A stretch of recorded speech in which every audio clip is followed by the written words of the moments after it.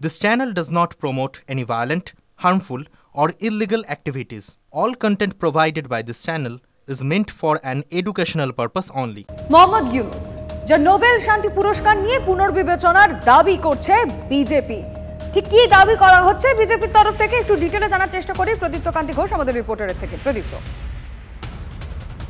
জ্যোতির্ময় সিং মাহাতো তিনি নোবেল শান্তি কমিটিকে চিঠি দিয়েছেন এবং চিঠি দিয়ে তিনি বলছেন যে এই মুহূর্তে বাংলাদেশে যে পরিস্থিতি চলছে তার ক্ষেত্রে প্রতিবাদ জানাক এই নোবেল শান্তি কমিটি। তার পাশাপাশি মোহাম্মদ ইউনূস একটা সময় সমাজ সংস্কারক থাকলেও তিনি এই মুহূর্তে হিন্দু নিধনকারী হয়েছেন, ফলে সেই জায়গা থেকে তার যে নোবেল শান্তি পুরস্কার দেওয়া হয়েছিল সেটা বিবেচনা করা হোক। এবং সেক্ষেত্রে তারা উদাহরণস্বরূপ তুলে ধরছেন যে অতীতেও এই ঘটনা ঘটেছে যে হেনরি কিসিঞ্জার তার ক্ষেত্রেও দেখা গিয়েছিল তাকে নোবেল শান্তি পুরস্কার দেওয়া হয়েছিল, কিন্তু দেখা গিয়েছিল বাংলাদেশে যখন মুক্তিযুদ্ধ তিনি পাকিস্তানের পক্ষ নিয়ে মুখ খুলেছিলেন, ফলে গোটা বিষয়টি একই রকম পথেই হাঁটছে মোহাম্মদ ইউনূস।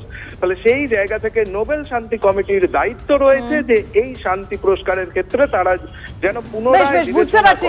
ধন্যবাদ প্রদীপ্ত। দেশের যারা ইউনূস সরকার আছেন তিনি শান্তি নোবেল পুরস্কার পেয়েছেন, আবার অশান্তি নোবেল পুরস্কার ওনাকে দেওয়া উচিত আমার মনে হচ্ছে। ভারতবর্ষ শুধু নয়, সারা পৃথিবীর মানুষ তাকিয়ে আছে কি ইউনাইটেড নেশন কি করবে, ভারতবর্ষের সরকার মোদিজি কি করবেন। এই ইউনূস যেভাবে বাংলাদেশকে গত প্রায় 90 দিন ধরে চালাচ্ছেন, একটা সম্পূর্ণ বেআইনি সরকার চলছে। স্থায়ী সরকার মতো তিনি গঠন করেছেন, তার হেড হয়েছেন। তাতে যেভাবে অন্য ধর্মের ওপর, বিশেষত হিন্দু ধর্মের ওপর যে আক্রমণ চলছে, তাতে আমি মনে করি নোবেল কমিটির এই মুহূর্তে তার নোবেল পুরস্কার ফিরিয়ে নেওয়া উচিত।